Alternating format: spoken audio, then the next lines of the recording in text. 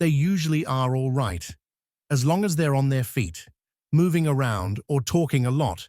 But if they have to sit still for very long to listen or to read or do paperwork, the eyelids start getting kind of heavy.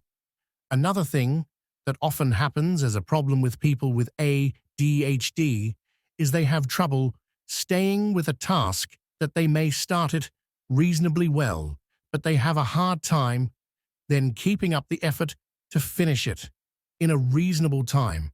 I had a track star from the university, a runner who came into my office one day, and he said, "My mind's a great sprinter, but it's a lousy distance runner."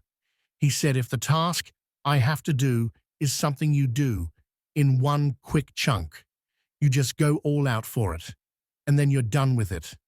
I'm fine.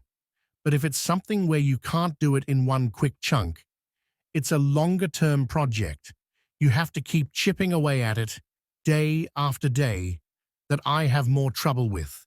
And my approach then is either hurry up, slapdash, get the thing done, or why don't we just set this aside and wait until it becomes a little more of an emergency.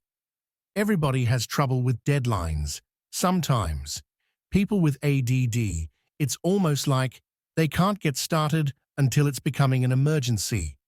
Another thing that often persons with ADHD have trouble with is writing. I'm not talking about penmanship.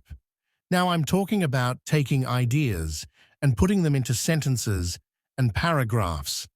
Because what people will say is often, "I've got a lot of ideas for what I should write.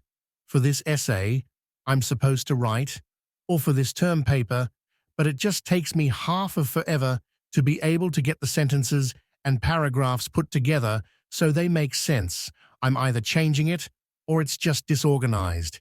They have difficulty organizing their thoughts and being able to get the words out in a reasonable way